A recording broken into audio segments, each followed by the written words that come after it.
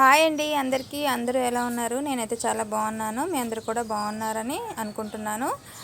ఇవాళ సాటర్డే కదండి, కొంచెం పూలు అవి కోసుకుందామని పైకి వచ్చాను. గోరింక పూలు అంటారు కదండి, ఇందులో కలర్ చాలా ఉంటాయి. సాటర్డే కాబట్టి మార్నింగే తలస్నానం అది చేసి ఇప్పుడు చాలా కేర్గా ఉండాలండి. వీలైతే మీరు సాంబ్రాణి కూడా వేసుకోండి తలస్నానం చేసినప్పుడు. వర్షాకాలం, చలికాలం దగ్గు జలుబులు మనకి సివియర్గా అటాక్ అవ్వకుండా చూసుకోవడం మంచిది. మంచిగా డ్రై చేసుకోవాలి హెయిర్ కూడా. చాలామంది డ్రైయర్ వాడతారండి, అది సేఫ్ కాదు. నార్మల్గానే హెయిర్ డ్రై అయితే హెయిర్కి మంచిది, మనకు కూడా హెల్త్కి మంచిదండి. ఇదైతే చమెలి మొక్క అండి. మా చిన్న గేటు పక్కన నేను గోడ మీద పెట్టాను. ఎన్ని ఫ్లవర్స్ వస్తాయో. నైటే బ్లూమ్ అవుతుంది. నైట్ అసలు బ్లూమ్ అయిన తర్వాత ఆ ఫ్లవర్స్ స్మెల్ అయితే ఆ రోడ్ అంతా అలాగే ఉంటుంది. మీకు తెలిసిందే కదా, చమెలి పూలు చాలా మంచి స్మెల్ వస్తాయి. అందరూ అంటారు మీ ఇంటి పక్క నుంచి వెళ్తే మంచి స్మెల్ వస్తుందండి ఈవినింగ్ టైమ్స్లో అని. మార్నింగ్ టైమ్స్ కూడా అలాగే ఉంటుంది. ఇంకా పూలు అయితే పూజకి నేను ఎక్కువ వాడతాను. ఇప్పుడు ఇంకంతా పూలు ఎక్కువ బాగా వస్తాయండి. వింటర్ కానీ ఇప్పుడు రైనీ సీజన్, వింటర్ మంచి పూలు వస్తూనే ఉంటాయి. ఇది రాధా మనోహరం అండి. ఇది కూడా సీజన్ వైజ్ ఏమి ఉండదండి. ఇయర్లీ ఫోర్ టైమ్స్ అట్లా వస్తుంది. గ్యాప్ ఇచ్చి వస్తుంది. నా దగ్గర చాలా బాగా వచ్చిందండి. పైన టెర్రస్లో పెట్టాను, అయినా కూడా ఎంత బాగా వచ్చిందో. 3 కలర్స్ మారుతాయి కదా, చాలా బాగుంటుందండి. అసలు ఇవన్నీ చూస్తుంటే మన మనసు ఎంత అప్సెట్గా ఉన్నా సరే అవన్నీ మర్చిపోతాము. చాలా హ్యాపీగా ఫీల్ అవుతాం, ప్లెజెంట్గా ఉంటుంది. అసలు ఎవ్వరు నెగిటివ్ థాట్స్ కానీ నెగిటివ్ పీపుల్ కానీ మనకు మైండ్లో రావు. అందుకని చాలామంది అందరూ ఈ మధ్యకాలంలో మిద్దె తోట, గార్డెనింగ్ ఇవి చాలా చేస్తున్నారు. మైండ్కి మనసుకి ప్లెజెంట్గా ఉంటుంది. మనం అన్నీ మర్చిపోగలుగుతాము. ఆ టైంలో ఇంకా ఆ అప్సెట్ నుంచి బయటకు వచ్చేస్తాం. సో అందరూ మ్యాక్సిమం 1-2 మొక్కలైనా పెంచుకోండి, చిన్న బాల్కనీలో అయినా సరే. నాకైతే చిన్న సజెషన్ నేను ఇచ్చేదే అందరికీ. ఇంకా సాటర్డే కాబట్టి వెంకటేశ్వర స్వామి మీద ఒక చిన్న పాట పాడానండి, వినండి. మీ అందరికీ నచ్చితే కామెంట్ చేయండి. శ్రీనారాయణ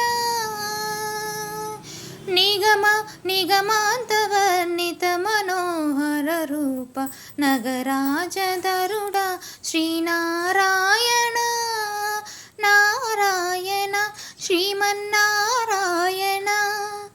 నారాయణ వెంకటనారాయణ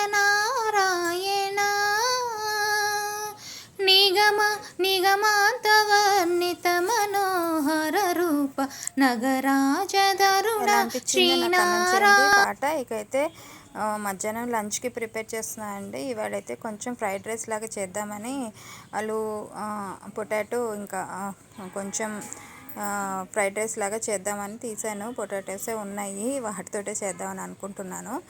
సో నేను పైకి వెళ్ళి స్పైసీ ఇవేంటంటే ఆల్ స్పైస్ మొక్క అండి. అంటే అందులో దాల్చిన చెక్క ఇవన్నీ కూడా అన్ని స్పైసులు మిక్స్డ్ ఉన్న ప్లాంట్ అండి అది. నేను పైకి వెళ్ళి ఒక 5 ఆకులు కోసుకొచ్చి, ఈసారి ప్లాంట్ మీకు చూపిస్తాను.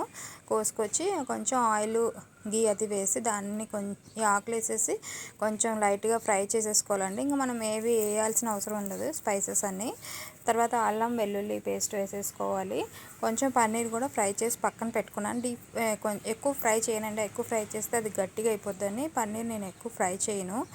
ఇలాగూ అల్లం వెల్లుల్లి పేస్ట్ బాగా కొంచెం మంచి స్మెల్ వచ్చేదాకా వేయించి మిగతా అన్నీ ఒకటేసారి వేసేసుకున్నాను. కొద్దిగా ఉల్లిపాయ కొంచెం చిదివేసి వేసాను, కట్ చేశాను కానీ విడలేదు. సో ఇదంతా మంచిగా మగ్గిపోయిన తర్వాత మంచిగా మగ్గాలండి, మంచి స్మూతీగా మంచిగా మగ్గాలి, మెత్తగా అయిపోవాలి. మంచిగా అయిపోతే అప్పుడు మనం ఈ బియ్యం కాదు, వాటర్ ఉంటుంది, వాటర్ వేసేసుకొని బాగా మరగనించుకోవాలండి. ఇప్పుడు నేను 3 గ్లాసెస్ బియ్యం తీసుకుంటే 5.5 వేసానండి. బాస్మతి రైసే 5.5 వేసాను. పన్నీర్ కూడా ఫ్రై చేసేటప్పుడే ఆ పన్నీర్ వేసేసుకోవాలి. తర్వాత వాటర్ పోయాలి. అవి 5.5 గ్లాసులు నీళ్ళు పోసేసి బాగా మరిగించిన తర్వాత నేను ఈ బాస్మతి రైస్ అనేది వేసాను. వేసి 3-4 విజిల్స్ రాగానే కట్టేయాలండి. ఇంకా మళ్ళీ సిమ్లో పెట్టకూడదు.